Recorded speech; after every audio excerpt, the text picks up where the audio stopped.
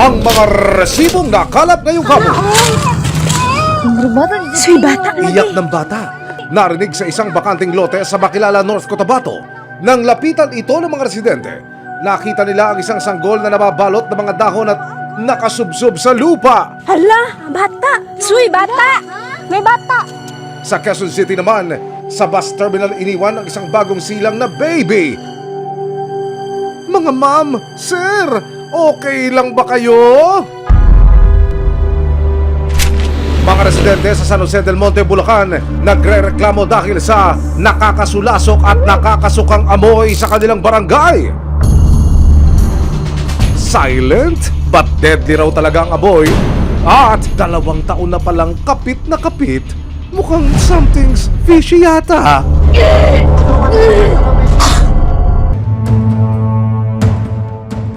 Sa sobrang bantot at sangsang ng amoy na parang kulambong bumabalot sa isang barangay sa Bulacan, tila sumusuko na raw ang ilong ng mga residente. Saan nga kaya nagbumula ang misteryong amoy na parang sumpa na hindi mawala-wala? Sa isang barangay sa San Jose del Monte, Bulacan, amoy patay raw ang hangin na nasasagap ng mga residente. Kung sila yung nagbubukas ng kanilang parang bodega, umalingasan po sa labas namin. Kahit gabi po, kahit tulog ka lang, ligising dahil sa baho. Yung mga pamangkin ko po sa kabila, talagang iba nagkakasayta rin po talaga. Ayon sa residente na itatago namin sa pangalang Buboy, 2 taon na raw ang nakalilipas mula ng gimbalin ang barangay ng tila nananadyak sa bahong amoy. Gusto lang po sana doon, mapatigil lang yung ginagawa nilang yung mabaho na yun. Wala problema po kung sanap buhay nila eh. Dahil na-permission na po sila. Kahit ang mga kapitbahay ni Buboy ayaw ring patulugin ng misteryosong amoy sa kanilang barangay. Nangangamoy. Hindi pa naman kung may patay dyan na tao o patay na ano dyan. Nakasulasok talaga. Yung baby ko, pagkapanganak pa lang, mga 1 week pa lang, na siya, umuubo na, akala ko nahawa lang. Ang amoy umaalingasaw mula sa isang bodega na katabi ng maraming bahay. Nangangamoy. Mga kapuso, nakatindig po mismo ako sa lugar kung saan kinunan ng complainant ang video na ipinadala po sa resibo. Kung inyo makikita, sa video meron doon trapal na kulay asul. Diyan ho yun.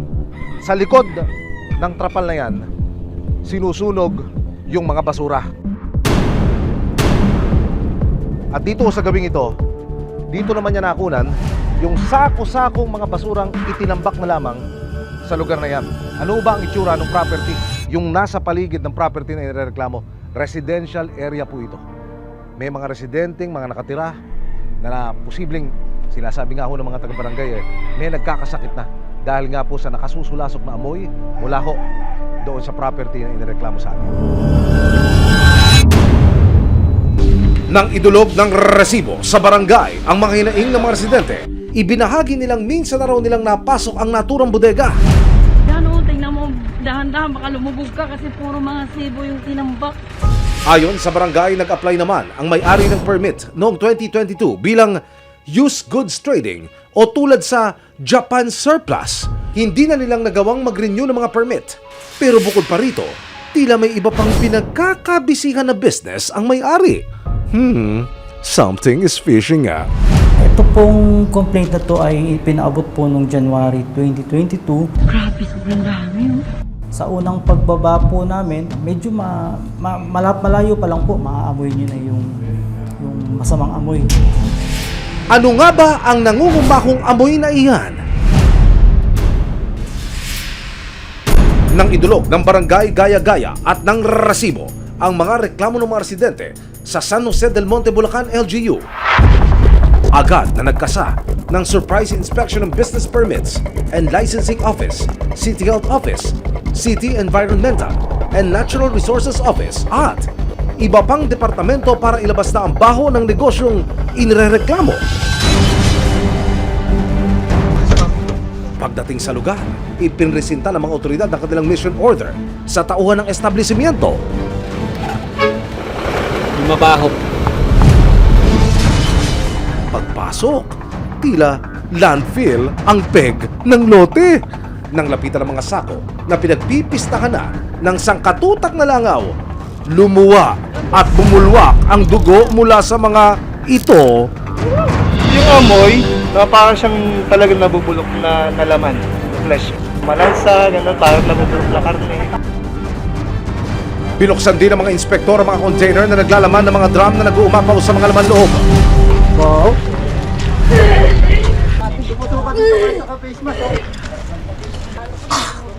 Bahaw. Parang patay na tao.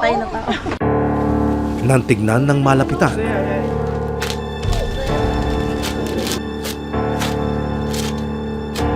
Laman loob at mga hasang pala ito ng mga isda.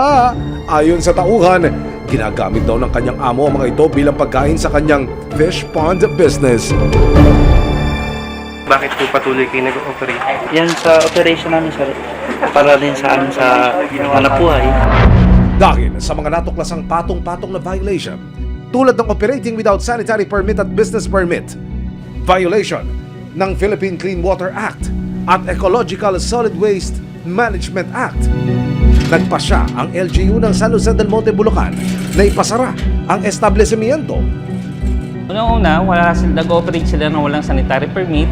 And then yung mga empleyado, wala ring health certificate. Pangatlo, walang personal protective equipment sa solid waste. Yan po ay na-violate nila. Nakita nyo, mixed waste. Pati yung Clean Water Act. Nakita mo yung kanal, hindi dumatalo yung tubig. Doon sila di-discharge. Kaya kami, nag-recommenda ako kay doktora, immediate closure. Nagkalat ang mga basura, hindi nakahiwa-hiwalay ng maayos according to URI. Ganun kasi yung aming ordinansa base sa RA 9003. Tapos yun yung bio-waste nila, dapat contained yun eh. Lalo yun yung mga nabubulok.